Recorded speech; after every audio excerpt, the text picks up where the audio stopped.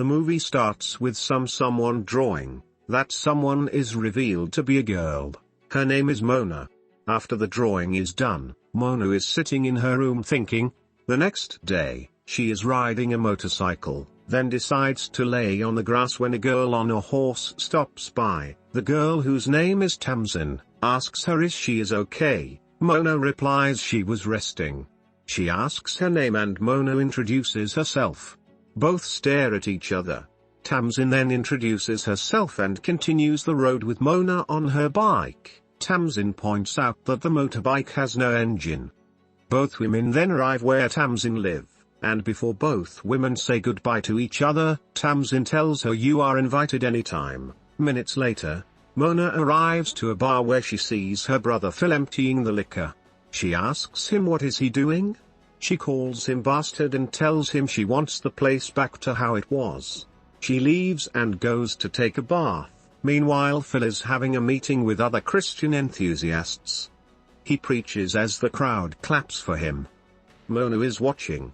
The whole group is then praying together with Phil as their leader. He then collapses. Mona gets closer. She then goes back upstairs and puts some makeup. That same night she is getting into action with a guy named Ricky, in his car.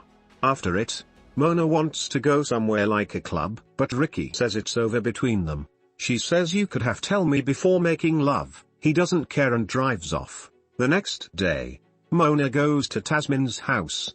A car drives away and her dad, who tells Mona Tasmin is in her room. Mona walks around the huge house. She hears an instrument playing. She follows it and it leads her to Tasmin, who is playing it. Mona is mesmerized and sits down to listen to her. After she finishes, Mona says she recognizes the music as it is played at their pub she lives in. Tasmin is surprised to hear she lives in a pub. Tasmin asks more and Mona says it's only her and her brother who live there. Mona adds that her brother went to prison before and now he found God. Tasmin then asks about her parents. Mona replies she doesn't know her dad and her mom passed from cancer. Tasmin then shares that her sister died from anorexia. She takes a picture of her and show it to Mona. Both girls then go outside on the backyard, drinking some wine and talking about faith. Tasmin really thinks Mona's brother is crazy as she doesn't believe it God. They then stare at each other. Then sit down. Mona tells Tasmin she will be a lawyer as she describes her plans for her life. As the evening approaches, both girls then are shown laying down on the grass.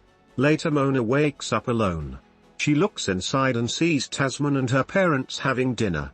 Tasmin doesn't seem hungry. She then goes back to her home. She comes in and sees Phil again with his people having another session of prayers. She grabs a Bible and screams God is dead as Tasmin told her earlier. She is drunk then leaves saying good night to Phil. Phil goes to her upstairs. Mona then makes fun of him. He tells her why you always tried to hurt me. He asks what is wrong with you? She tells him, I miss my brother. He says I am here. She replies, this is not you. She wants the old Phil, because he made her so happy. She starts crying. She wants her only family back. Phil takes her in her arms and starts praying. She pushes him away telling him to leave. He does. The next day, Tasmin drives to Mona's house. Outside Phil tells her she is in her room. Phil wonders who she is. Tasmin meets Mona at the bar. She tells her I have a cab waiting outside, let's go. They are then in a neighborhood as Tasmin shows a house with the car of her dad, implying he is cheating on her mom. Tasmin starts crying as she describes the girl her dad is sleeping with. Mona then gets mad and picks a gnome then smashes the dad's car window. The alarm goes off as both girls run away.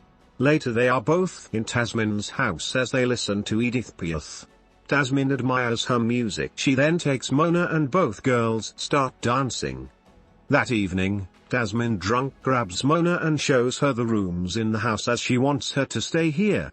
That night both girls sleep in the same bed. The next morning arrives, and Tasmin wakes Mona up with a nice breakfast in bed. She then tells her she will buy her an engine for her bike. She does, and both women drive away in excitement. They then go deep in the woods exploring. As the afternoon comes to an end, they sit by a river taking all this nature in. They then jump into water as they look at each other. They get closer and Tasmin kisses Mona. Both girls then jump back on the bike and sit on a cliff. Tasmin lays down as Mona looks at her. As the day progresses, both girls are back at Tasmin's house, where she makes Mona try as many of clothes she doesn't wear. The tension between the two girls grows as Tasmin finds her beautiful. Mona then tries a dress, but Tasmin gets sad as it is the dress of her late sister. She cries as she talks about her. Mona comforts her and kisses her. Meanwhile, Phil is taking care some house fixing. He makes a big cross and looks up. At Tasmin's house, Mona is having fun dancing as Tasmin is playing. Mona lays on the ground and Tasmin kisses her. Mona kisses back with huge passion. They then get into action. They then hear someone arriving outside. They stop. They then hear someone knocking. They wait a little bit, then Tasmin goes by the window to check. It's Phil, who goes back to his car. Tasmin wonders how he knows she is here. Mona says she told him. Phil then leaves. The next morning, both girls are in bed in their little paradise. Tasmin asks Mona if she makes love a lot. She responds that there is a guy named Ricky who gives her kicks. Tasmin asks about him and she says Ricky is a man, a real man. Tasmin then asks her to describe what he does in bed. Later she asks Mona if she loves him. She says no and he dumped her. He has a wife and kids. Tasmin hates that type of men. She wants to teach Ricky a lesson. Later both girls are spying on Ricky. He gets into his car. Both women then go knock on his apartment door and his wife opens. Tasmin introduces Mona and lies that she had a baby and lost it, but it was her husband Ricky's baby. The daughter comes out. Tasmin adds that maybe you're not satisfying him enough. The wife gets mad and tell them to leave her family alone. The women start fighting and the girls leave happy. Hours later, both girls are laying on the grass when Phil drives to them. He asks Mona if she will home tomorrow for his religious ritual. She responds she has intention to. He begs to be there for him.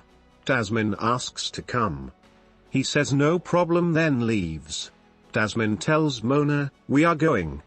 The ritual then starts with Phil's people carrying the big cross. Both girls arrive. After the ceremony, both girls decides to remove their clothes and play a mysterious dangerous game old in the tradition. This game will take the obsession of Mona and Tasmin to another level. Don't miss the epic conclusion of this unique story in part 2 attached here. Thanks everyone for watching. Don't forget to subscribe, and check our other movies summaries.